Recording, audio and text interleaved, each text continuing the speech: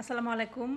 BNP নেতা শামসুজ্জামান দুদু সাহেব বলেছেন যে বিএনপির নেতাকর্মীরা প্রস্রাব করে দিলে সার্জিস এবং হাসনাতের মতো নেতারা ভেসে বঙ্গোপসাগরে চলে যাবে। ওকে ফাইন, বুঝা গেছে যে আপনাদের প্রস্রাবের অনেক জোর। তো এতদিন এই জোর কোথায় ছিল? বাংলাদেশে পরপর 3টা নির্বাচন হয়ে গেল বিনা ভোটে, কই আপনাদেরকে তো খুঁজে পেলাম না। আর এই 3টা নির্বাচনে সবচেয়ে বেশি ক্ষতিগ্রস্ত কোন দল? অবশ্যই আপনার দল, কারণ বিএনপি হচ্ছে বাংলাদেশের প্রধান রাজনৈতিক বিরোধী দল। আপনারা বালির ট্রাক সরাতে পারলেন না। আপনাদের নেত্রী বছরের পর বছর বিনা কারণে জেল খাটলো, আপনারা কিছুই করতে পারলেন না।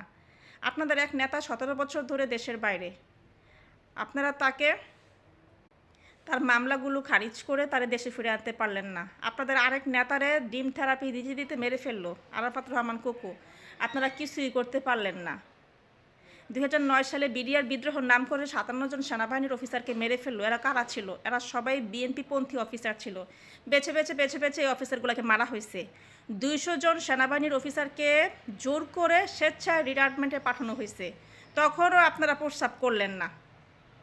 2013 সালে এই যে কি বলে আপনাদের হেফাজতের এতগুলো কর্মীকে মেরে ফেললো, তখনও আপনারা চুপ ছিলেন, কারণ ওরা তো একসময় আপনাদের হয়েই কাজ করত।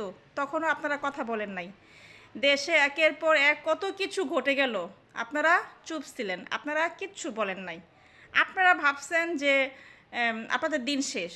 তো এখন যাদের নাম বলতেছেন যে আপনারা প্রস্তাব করলে এরা ভেসে যাবে, এরাই কিন্তু নতুন সূর্যর উদয় করেছে। এরাই কিন্তু আন্দোলন করে এই ফ্যাসিস্ট সরকারকে তাড়িয়েছে। আপনারা কিন্তু তাড়ান নাই।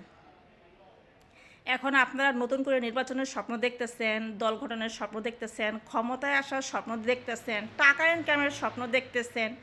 কই এতদিন আপনাদের এই স্বপ্ন, এই শক্তি, এই প্রস্তাবের জোর এগুলো কোথায় ছিল?